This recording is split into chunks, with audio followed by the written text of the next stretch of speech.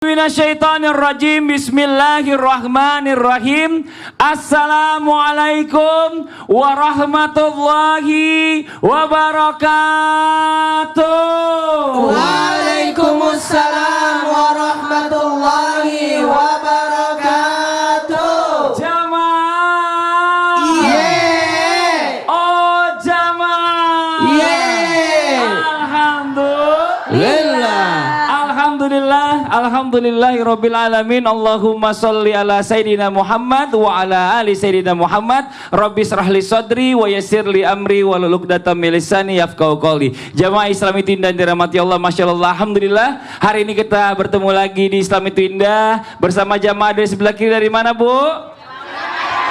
Karawang. Sebelah kanan dari Karawang juga, beda kerudung doang, Masya Allah. Nah, saya sebelum kita mulai tema kita pagi hari ini ya, saya akan bacakan dulu ada berita-berita viral yang terjadi di tengah masyarakat. Yang pertama, kita akan melihat sebuah video tayangan tentang berita viral heboh masuk ke aula masjid pakai alas sepatu. Coba kita lihat, ini dia nih. Ya, ini banyak terjadi chaos, sebenarnya rame di sosial media ini masalah komentar-komentar. Oh, kenapa kok pakai sepatu dalam masjid? Kenapa begini, kenapa begitu? Ustadz Maulana mungkin sedikit komentari ini, Ustadz. Yang paling pertama kita sampaikan, saya tidak bisa mengomentari lebih lanjut tentang yang ada di sana karena saya tidak ada di sana. Iya, kalau ada di sana pasti saya nanya langsung ya. itu. Kemudian mohon maaf, astagfirullahaladzim, atas apa yang dilakukan mereka, bisa jadi itu ada pembagian sembako, terus nggak ada tempat sehingga menggunakan mesin. Mudah-mudahan habis itu dipel, karena mohon maaf, jangan pernah menggunakan alas kaki masuk masjid. Karena kenapa? Karena itu di luar dari adab. Adab masuk masjid itu. Walaupun itu aula, katanya itu aula. Kalaupun aula, berarti tidak digunakan untuk sholat. Karena kalaupun dipakai sholat berarti pakai alas lagi. Mohon izin tanpa menggurui, hanya mengingatkan. Saya juga kaget waktu saya ke Turki. Ada saya dong berarti di situ. Ternyata mereka ada sepatu, tapi sepatunya memang khusus untuk masuk masjid. Ada kayak kaos kaki dan sebagainya. Mohon izin tanpa menggurui. Adab masuk masjid itu, yang pertama kita harus memuliakan masjid itu sendiri. Memuliakan dengan cara ada niat itikaf dan sebagainya. Jadi ada adab. Terima kasih banyak Ustadz Maulana. Kita masuk lagi, ada berita viral yang kedua nih buat jamaah Islam itu dengan di rumah ya. Ini sempat heboh juga karena ada remaja putri dikeroyok 8 pria. Ini dia tayangannya nih. Ya, ini apapun yang dilakukan ini kita ini nggak boleh dijadikan contoh ya Bu ya. Kita coba mengambil pelajaran bagaimana caranya kita harusnya menyikapi. Ini Ustazah Lulung, kalau kita ngelihat orang yang dikeroyok terus tiba-tiba sampai meninggal, nauzubillah, mudah-mudahan tadi sehat-sehat aja ya. Amin, itu tergolong mati syahid nggak Ustazah Lulung? Bagaimanakah? Astagfirullahaladzim. Ya Allah. Belum juga mulai udah bagaimanakah aja. Saya juga sedih ya Allah. Jadi kalau kita ngelihat seperti ini ya, mudah-mudahan kita doakan anak-anak kita semua dilindungi oleh Allah Subhanahu wa taala. Apakah terhitung mati syahid seperti ini, pemirsa? Insya Allah kalau memang dia dalam keadaan membela diri, mungkin membela kehormatannya ya, mudah-mudahan mati syahid. Kenapa? Mati syahid itu adalah banyak, salah satunya misalnya dia sakit perut ya, apalagi misalnya maaf ditendang-tendang segala macam, kita doakan semoga dia mati syahid. Walaupun kita lihat kembali kenapa dia seperti itu kan, karena apa? Kita tidak bisa menilai dari luar, hanya Allah yang bisa menilainya. Yang penting kita doakan semoga husnul khotimah. Ya Allah biha, ya Allah biha, ya Allah bihusnil khotimah. Amin ya rabbal alamin. Masya Allah. Terima kasih banyak Ustazah Lulung atas penjelasannya. Jamaah. Coba nih kita mulai masuk ke tema kita pagi hari ini dulu. Banyak orang ya yang bertaubat, katanya taubat udah banyak banget maksiat dilakuin, ntar aja nunggu hidayah. Ada pernah dengar gitu ya Bu ya? Pernah dengar kayak gitu Bu? Ibu taubatin nunggu hidayah apa langsung taubat aja Bu? Taunya dapat hidayah dari mana? Dari mana ya gitu ya. Nah, hari ini kita bahas nih, Masya Allah buat jamaah Islam itu yang ada di rumah ya. Hari bahas tema kita pagi hari ini bagus banget. Temanya adalah hidayah itu dijemput atau ditunggu? Yang mana Bu? Dijemput. Yang bilang jemput angkat tangan. Yang berarti yang angkat tangan bilangnya ditunggu. Ini Masya Allah. Tapi sebelumnya kita kenalin dulu. Alhamdulillah hari ini kita kedatangan bintang tamu. Ada Clara Sinta. Tepuk tangan buat Clara Sinta. Boleh maju ke depan. Wah, kenalin Bu. Ini Clara Sinta. Cakep gak Bu? Orang bilang cakep jawabnya cantik. Gimana? Kalau cakep bilangnya cakep. Kalau bilang cantik gak Bu? Cantik. Makasih, gitu. Makasih Kak Padli. Oh, yang jawab nenek-nenek. Kita ngobrol-ngobrol sebentar ya. Ini Masya Allah Clara Sinta ini luar biasa. Beliau ini sudah 6 tahun menjadi mu'alaf, tapi dia nggak pernah cerita ke siapa-siapa. Ini Masya Allah. Coba kita pengen tahu juga nih buat Clara Sinta. Mungkin apa sih alasan yang membuat Clara Sinta ini menjadi mu'alaf? Kita pengen dengar banget nih ya. Mudah-mudahan juga bisa jadi ibrah buat yang lainnya. Assalamualaikum semuanya ibu-ibu. Waalaikumsalam warahmatullahi wabarakatuh. Jadi alasan saya mu'alaf itu salah satunya sudah mendapat hidayah dari Allah langsung ya. Setelah saya mempelajari agama Islam ini, bahwa Islam itu indah sekali Pak Ustadz. Allah, ya. Saya mempelajari dan ada satu momen ketika saya bertanya sama Allah langsung. Saat itu saya memanggil Allah itu Tuhan. Ya Tuhan, kalau misalnya agama Islam ini memang untuk saya, memang baik untuk saya, tolong tunjukin dong kuasamu yang harus membuat saya sampai tercengang. Lalu tiba-tiba saya mencoba pakaian syar'i di rumah teman saya. Pada saat itu saya masih non muslim. Saya coba, waktu itu tiba-tiba dari bohlam lampunya rumah teman saya itu keluar lafaz Allah. Astagfirullah, Masya Allah. Dan itu ada sih fotonya, saya masih simpan gitu. Keluar lafaz Allah dari bohlam lampu yang sangat bulat. Jadi kan itu satu kejadian, momen yang kayak merupakan jawaban buat saya, berarti Islam ini baik buat saya. Setelah saya sekian lama mempelajarinya Pak Ustadz. Jadi kayak di situ saya alhamdulillah yakin, dan itulah salah satu petunjuk Allah buat saya. Kenapa masih merahasiakan pada saat itu sama orang tua?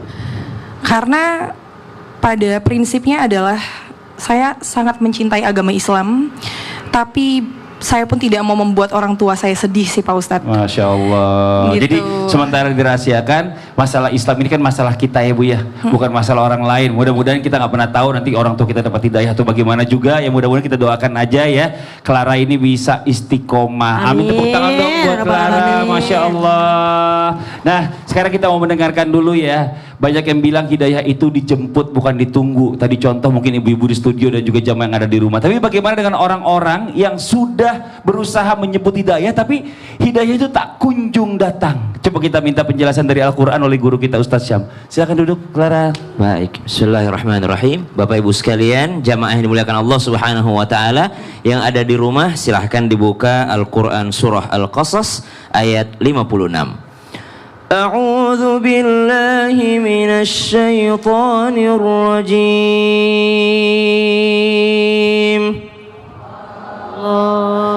Bismillahirrahmanirrahim. Innaka la tahdi man ahbabta walakinna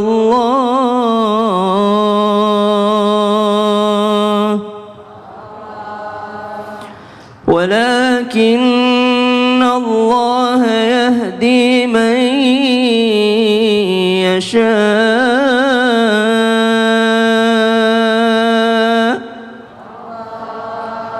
wa huwa a'lamu bil muhtadin.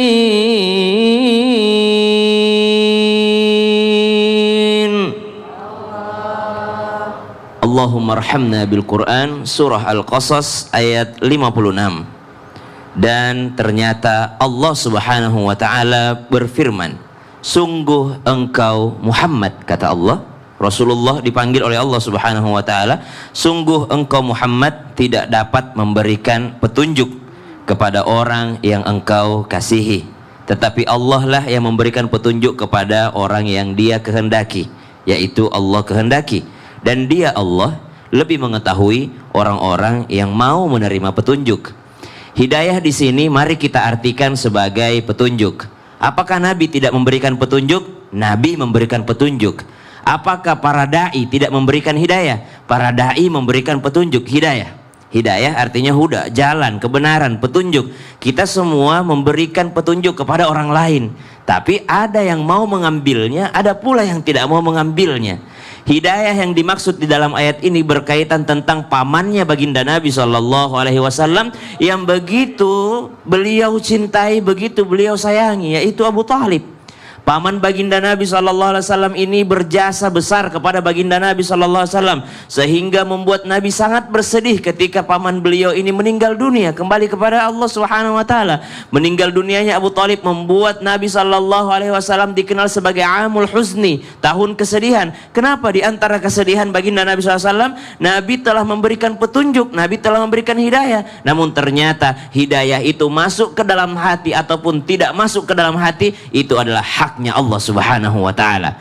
Hatta seorang baginda Nabi SAW pun tidak bisa memasukkan hidayah itu ke dalam hati seseorang, karena itu adalah haknya Allah Subhanahu wa taala. Di samping daripada haknya Allah Subhanahu wa taala, sekaligus memberikan pelajaran kepada baginda Nabi SAW dan kita semua, bahwa kewajiban kita itu nggak sampai ke dalam hati.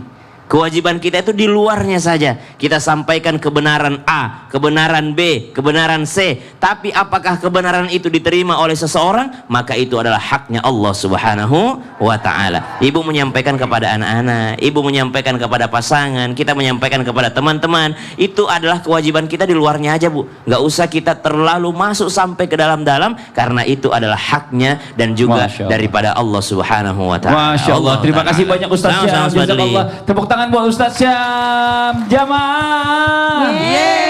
Ini menarik bicara masalah tentang hidayah nih jamaah ya. Tadi mungkin setiap orang ini sebenarnya udah pernah dihampiri hidayah. Cuma nggak semua orang bisa merasakan tanda-tanda mendapatkan yang namanya hidayah ini. Coba pengen tahu juga sebenarnya apa sih tanda-tandanya hidayah yang datang kepada kita nih? Apa mungkin kita terlalu kebal aja, terlalu baal orang bilang ya. Jadi nggak, perasaannya kurang. Ustazah Lulung mau isi penjelasannya, tepuk tangan buat Ustazah Lulung. Mumtazah. Terima kasih Kak Fadli. Silakan. Mohon izin Ustaz Syam, Ustaz Maulana, Kak Fadli dan juga Kak Clara yang cantik manja, dan jamaahku yang cantik manja. Assalamualaikum warahmatullahi wabarakatuh. Waalaikumsalam warahmatullahi wabarakatuh. Jamaah alhamdulillah rabbil alamin, wassalatu wassalamu ala nabiyina Muhammadin wa ala alihi washabihi ajmain. Ya, semangat Waduh. Pemirsa di rumah yang masya Allah tabarakallah, bapak-bapak, ibu-ibu, encang-encing, nyak, babe, semuanya anak muda, anak milenial. Alhamdulillah ya, kita mudah-mudahan hari ini mendapatkan hidayah dan taufik dari Allah Subhanahu. Tapi apakah tanda-tandanya? Ada nggak sih ciri-cirinya? Insya Allah ada. Seperti tadi yang guru kita nyatakan ya Ustaz Sam, bahwasanya Nabi juga pemberi hidayah.